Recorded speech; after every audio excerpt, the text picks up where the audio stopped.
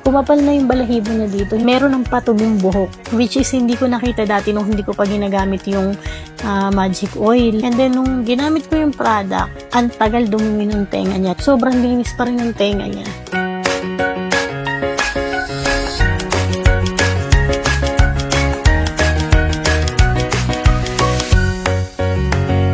Naghahanap ako ng product para sa aking fur baby kasi ang problema niya is, yung ito, yung parang namumuti yung dito niya kasi natatanggalan ng balahibo.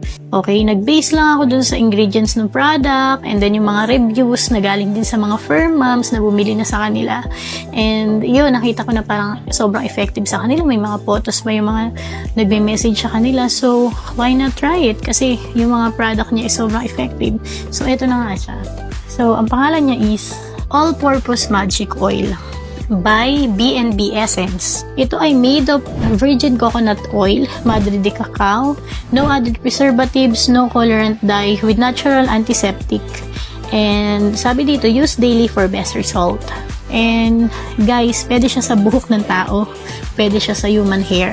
And ang benefits niya is smoother and longer hair, anti-dandruff, treats scalp wounds, anti-itch, prevents hair loss, prevents frizz, leaves hair with healthier and stronger strands.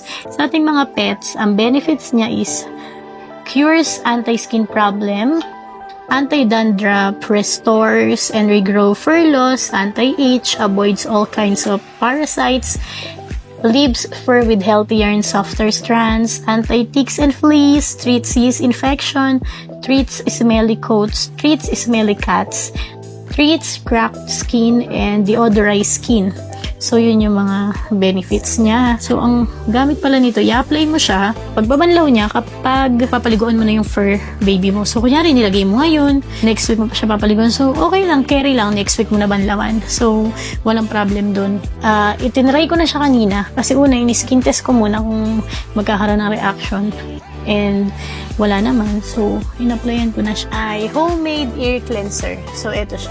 Ano siya? 15 ml. Para daw to sa mga may mga ear mites, may mga ear problem. Based nga, again, dun sa mga reviews nila na yun nga, nawala daw yung mga itchiness ng mga tenga ng mga fur babies nila. Tsaka pwede siya sa dogs and cats. So, ayon dun sa mga reviews na nabasa ko about this product, once na ginamit nila, sobrang effective daw and nawawala agad yung mga problem ng mga pets nila, like kapag nag-i-scratch ng tenga, di ba, ibig sabihin madumi na. So, tingin ko naman safe and maganda according dun sa mga ingredients, sa mga reviews, tsaka yung sa sinasabi ng mga ibang nakatry na. So, ngayon ito try ko siya sa pet ko. Actually, second day na namin and ang napansin ko sa kanya, hindi na siya masyadong nagkakamot ng tenga. So, eto na, si Lana. Hi, Lana! So, ang gagawin nyo lang, itong tip, igaganyan nyo lang sa tenga nila.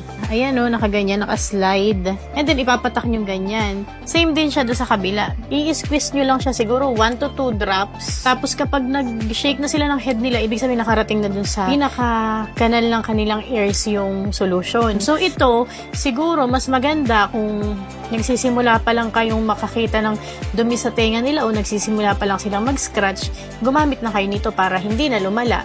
Exactly 2 weeks ngayon nung ginamit ko siya. So, doon muna tayo sa All-Purpose Magic Oil. Ang nangyari dun sa kanya, pumapal na yung balahibo na dito. Hindi na yun talaga, di ba dati puting-puti yung dito niya, as in walang balahibo.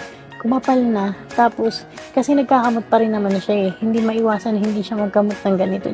Lalo pag naglilinis siya. So, may spot pa rin siya na konting-konti na lang. And kapag tinignan mo ng malapitan yung spot na namumuti niya, is meron ng patubing buhok, which is hindi ko nakita dati nung hindi ko pa ginagamit yung magic oil. Kasi talagang ilang buwan siyang kalbo talaga. Kahit dito na pigilan ko siyang magkamot o kung ano pa man, talagang hindi tumubo-tubo yung buhok niya dito. So, yun yung maganda sa product. And yun, sa tingin ko talaga nakatulong na malaki yung product. And doon naman sa ear, yun pa yung isang magandang product nila, yung sa tenga. Kasi sila na, ang routine namin dyan, every 2 weeks, every second Friday, simula nung nakuha namin siya, talagang nagpapalinis kami ng tenga dahil sobra talagang sapot ng tenga niya. Sobrang madumi, tas halos yung hanggang dito niya, yung may itim-itim na. So, sabi nga nila, ear mites daw, pero hindi kami nagka-chance na ipacheck dahil tuwing maaalala na ipacheck, nalinisan na. Sabi nung nung naglilinis is kailangan daw makuha na ng sample. And then, nung ginamit ko yung product, ang napansin ko, ang tagal dumumi ng tenga niya. Like, 2 weeks na ngayon nung sinimulan ko rin gamitin yun kasabay nung magic oil. And talagang sobrang linis pa rin ng tenga niya. Hindi ko na siya nakikita naglalapot yung tenga niya sa dumi.